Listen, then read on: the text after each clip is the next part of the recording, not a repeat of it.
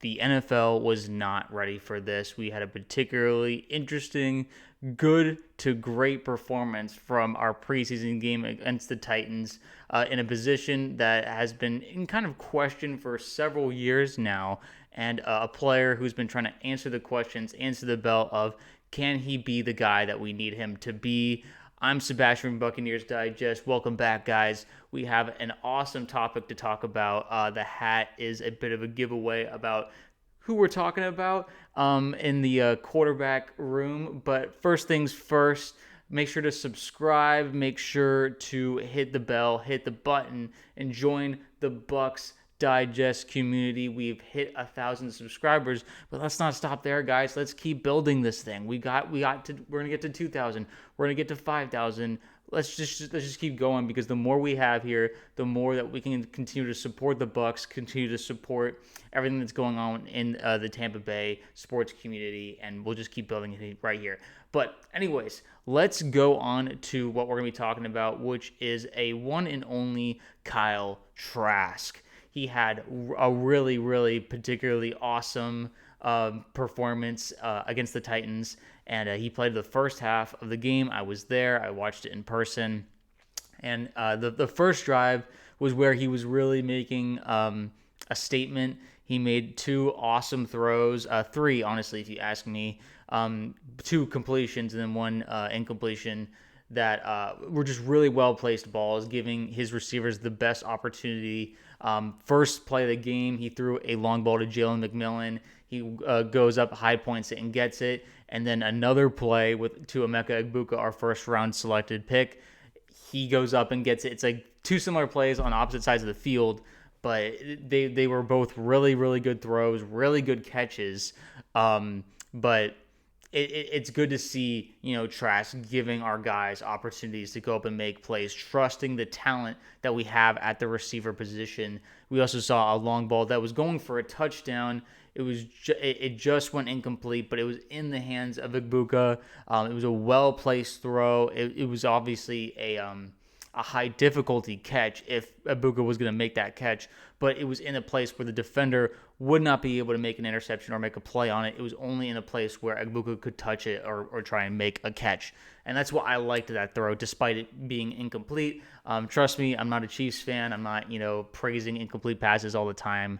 That was just a throw that I thought was well placed by Trask, but I won't be talking about it years down the line like Kansas City fans. Anyway, what's really been and that drive wasn't the only really particularly good part of Trask and his performance. It was just two highlight plays. And he really started off with a bang. He had some really good throws to Ryan Miller, number 81, a receiver who's really trying to push to make the 53-man roster, or at least the practice squad. He really showed up that night. But Trask was throwing to Devin Kolb and was just doing a good job of not doing negative plays. But anyway, Trask had to say himself about his performance that those are the best moments as a quarterback, to be honest, when you stand in there and get through your progression. That is when you get those big hits, when you're able to stand out in there and the guys can get open for you down the field. It felt great. It was one of those where you throw it and you're like, either the crowd is going to cheer or they are not.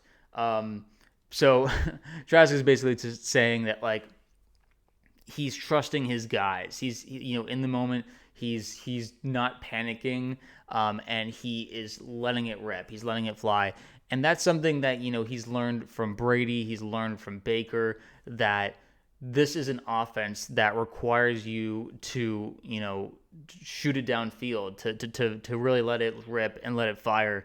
And not just take like the safe check down to your running back or anything. Especially with the play calling, where it was pretty conservative, pretty vanilla play calling, a lot of screens, a lot of runs. So the plays where Trask was able to make progressions, that being like, I'm going to look at my first receiver option, then my second, then my third, see who's open, and if none of them are open, then check it down. It seemed like Trask was always able to find a guy who was open. He even had a great fourth down read option play where he had the option to hand it off, but instead held it to himself and then got the first down on the run. very underrated aspect of Trask's game is that he's a lot tougher mentally than people maybe would assume when they hear him speak. He's kind of a soft-spoken guy in press conferences. People might even get the impression that he's shy, that he's like kind of timid, and that's actually not the case at all. As a Gator fan, I actually watched him be pretty fired up on the field. He ran in actually quite a few touchdowns for the Gators, and there's actually surprisingly a clutch factor to him that is pretty impressive. So overall, it's very easy to underestimate a guy like Trask, similar in the way that like Brady was underestimated just because of his physicality. Not the fastest runner in the world, obviously, but there is a fire in him that's a little harder to see that is definitely there. And trust me, I'm not saying that Trask is going to be Brady or anything like that, but he was definitely showing that, like, okay, I have this prove-it-year deal. He's on a one-year deal right now. He signed that contract this offseason, and it's weirdly familiar to what Baker went through, where it was like, okay, we haven't seen him on the field a ton, so we're going to need to, like, see you, prove it to us that you should be on an NFL roster. And definitely from that Saturday night's performance, that he looked much more closer to a QB1 than a QB3 or an XFL player. Like, he definitely did not look like that. He looked like a guy who was like, okay, I can make the reads, I can make the plays, and I'm not going to make, egregious mistakes. I think that's also a really important factor to what Trask was doing during the game. Todd Bowles had to say that he was poised in the pocket as far as being a gamer. I need more evidence, but he's off to a good start this preseason. Practice wasn't as sharp this last week, but he came in the game and he played well. So that was another thing. Trask wasn't, reportedly doing very well in practice. Bowles confirmed it here in his press conference after the game that, he was struggling a little bit. And so people were starting to go like, oh, brother, here we go. They're like, oh, we're like, that's why we brought in Teddy Bridgewater. That's like why we're having a QB competition again for, the backup QB spot. But in the end, I really do think that Trask shows up for the game. He shows up, he has a fire in him that like allows him to actually step up when it's game time. He doesn't throw a ton of interceptions. He didn't throw a ton of interceptions in college. And he's obviously, he limited mistakes, no turnovers in this game. And we haven't really seen him play with like starting, caliber guys really almost during his entire tenure as a Buccaneer. And this is going into year 5 for him where, Mike Evans, Chris Godwin, all these guys, you don't see him throwing to these guys or a starting offensive line or starting running backs. Like, he's not really doing much of that. You'll see it in practice sometimes. But besides that, it's not really happening. And so without that experience, it can be kind of hard to gauge where Trask is when he's like, can he deliver when he's with the first team or not? And so every time he's playing with the backups, he's obviously playing against sometimes some first teams or second teams. It really depends on what the other team is doing. And obviously the Titans, not the best team in the world. We know this, but that doesn't really mean that like we should diminish what Trask did because he was making a lot of great plays. He was just making really good reads, like dumping it off for positive plays, and just like we said, avoiding mistakes. And that's kind of what you could assume Trask learned during his time with Brady was that Brady would always focus on positive plays. Negative plays can just completely kill a drive, and throwing it away is not, necessarily like a sin. When a play gets broken pretty early by a defense, it's better to just kind of, throw it out of bounds or just make sure that there's no chance of this turning into even worse than what the situation is. Anyway, that's what Trask learned there. And it clearly was showing up on Saturday night. And I think that's just really encouraging to see that, he's not regressing in any way, that this is just a performance that is more indicative of who he is. He also had to say, Trask, that is, to have a whole year under your belt and then you get another year in the same system, it's like a quarterback's dream. I feel very confident going forward with every year. Every preseason I play in, I feel just so much more confident in my abilities and just my command of the offense. Now, people might be confused, like, wait, but he's not in the same offense because we have, once again, a new offensive coordinator.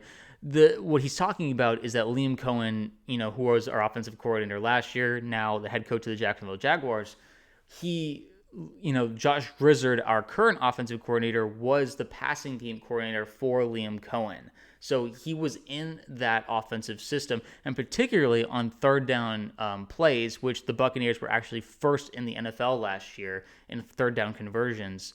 The play caller for those situations was Josh Grizzard. So like Liam had, Josh kind of create these packages on third down to convert these third down situations, and we were the most successful in the league. So that being transferred over to now Grizzard being the full-time offensive coordinator, Trask and all the other QBs and the offensive players are familiar with, how Grizzard calls plays, because there was a lot of successful times of Grizzard calling third downs and just being there in practice and talking them through the passing game and just every bit of strategy there. So there is a lot of the system that Liam was doing that Grizzard is now bringing over into his system. So Trask feels like, okay, I'm not starting new all over again, because it's been a lot of turnover on the offensive side, just schematically wise, and so that's just kind of what they've been going, what Trask is referring to. And now that he feels confident that, like, okay, I understand what Grizzard is going for going into this game, I'm not feeling like I have to once again reset. It gives him the confidence to make these downfield throws, to make, to limit the mistakes rather than to push an agenda of like, what does the offensive coordinator want me to do? What is the hot route? Who's the main guy he wants me to get the ball? If they understand the system, if they understand the read progressions, it's easier to kind of get through the play quicker and go through your analysis, pre-snap, and everything like that. And so Trask is actually a very cerebral quarterback, and he has actually really good leadership intangibles. It's just like we talked about, a little bit harder to see when he's on the field. It's not like, when he's off the field, when he's talking to press or when he's just talking normally, you're like, wow, he's like a pretty quiet and soft-spoken person. But like, no, on the field, he's fired up, and he's like patting guys on the back and like, jumping up and down when there's a score, clapping his hands and all that stuff. So anyway, I'm not trying to, glaze our guy too much, but it's definitely true. And then lastly, when it turns, Trask had to say, I thought I did a good job staying within the rhythm of the game, trying to stay as consistent as possible. I was not trying to do anything special, just play within the scheme, try to limit the negative plays, and don't turn the ball over, and just keep the ball moving forward. That's kind of what we've been emphasizing, is that he's very particular about pushing the ball forward. Anytime you move the ball back, there's like a bit of like a reset in just what you were doing offensively. Like, oh man, like, wait, does this mean that like what we're doing isn't working? No, it's he's focused on keeping the rhythm of the offense going, and that's something that Liam Cohen's offense was really special at was this rhythm that we had, just quick plays, really nice like bootlegs, play action, and motion in particular. Pre-snap motion would be sending guys, across the line of scrimmage to, check if it's zone or man coverage. There wasn't a lot of motion in our plays, even during the Dave Canales offensive coordinator era, and definitely not during the Brian Leftwich era. So that's another thing, is like there's more options for the quarterback in these systems, in the Liam Cohen and Grizzard offense, is that since it's so similar, they know what to look for when they're getting up to the line. It's not just like, okay, am I going to do this play correctly? I also have time to analyze the defense and see what they're doing, make calls like, is this going to be a blitz? Is this, cover 2? Is it cover 3, et cetera, cover 1, man coverage, all that stuff. They have time to break that stuff down. And Trask is also like, okay, we're in a rhythm. When there's a positive play, keep going with that. Like, keep that momentum going. Don't slow down. Don't like get back into a huddle. Like, we know what we have to do next, because we understand, what's the next play after this. And so that was just really cool to see. You could see it on the field. He was doing some really great stuff, and that rhythm has come from this new era that Baker's kind of brought in, where it's high energy, high productivity, and just a lot of like camaraderie in the offense, a lot of synergy. That's a good word for what the Bucs feel like when you're watching them. Not a lot of confusion, not a lot of discombobulation. Like the guys understand their assignments. It's very clean, and they execute very well. Not a lot of sloppiness, which is really nice to see, because the Bucs didn't always used to be like that. And Brady kind of started the things where everyone is more polished and understanding their assignments, and now Baker's actually continued that, which people were thinking, oh, Baker's more of like a improv kind of quarterback where things might get more sloppy in this era of our football, but that's not the case at all. Actually, he's very calculated, and Trask is learning from both Baker's experience and Brady's experience about how to be calculated, how to keep things on a good rhythm and good pace on a drive, and keep that positive momentum to get you closer into scoring range, and even ending in a touchdown. So and then really in the end, the second half of the game, there was Michael Pratt didn't even play. It was another quarterback who I don't even remember the name. But anyway, the real competition is going to be Teddy Bridgewater, who came in, who was signed this past week. And Trask mentioned that he wasn't really sure what was going on there. He wasn't even notified that they were going to bring in another quarterback for a competition. But he doesn't seem too concerned about it either. And I think that's really cool. He's very much more concerned, okay, what can I do? I'm on a 1-year deal. I'm here to prove myself. So that's just what I really appreciate about what Kyle is doing right now, is that he's like, okay, I'm not here to just compete. I'm here to prove that I belong in this league, not just on this team, in this league, that even if for some reason the Bucs don't re-sign me next year, I will be around to cause havoc and to really try to make a push for a starting role, a starting quarterback. And I think that's very possible. I think that Trask has shown that he is capable of doing something like that he can be on a starting roster. We've seen a lot. I mean, I can't imagine a Kenny Pickett being better than Kyle Trask. I think Trask is actually better than that, and that's a low bar, sure, but Kenny Pickett's trying to go for a starting role right now, and Trask is one of the better backup quarterbacks, if you ask me, because he's very cerebral, he understands the game, he's very patient, but he has a good fire in him that really lights up the game, and it's just been good to see that he proved it on Saturday night. He's going to continue to keep proving it on the next 2 preseason games, and it's good to see Bulls compliment him and say that okay, yeah, we're going to need to see more, but this is a good start. And to have that solidified QB2 position is really, really exciting, because, obviously it's not solidified just yet, but it feels like he's getting there, and he's very confident in his game. And so I want to ask you guys, what do you think about Kyle Trask? Do you think that he will be the solidified QB2? Do you see him, having an impact this season at all? I mean, are we worried about Baker getting injured? Or do we think that Trask is, he's not going to make it in the league? Do we see him not being on the team in the future? Let me down in the comments below what you think Kyle Trask's future is with the team and just in the league. And if you're excited to keep seeing him in the future preseason games. So, yeah, let me know. Make sure to comment. Make sure to subscribe. And I will keep you updated on all things Buccaneers as we go forward. Thanks for watching, guys. I will see you in the next one.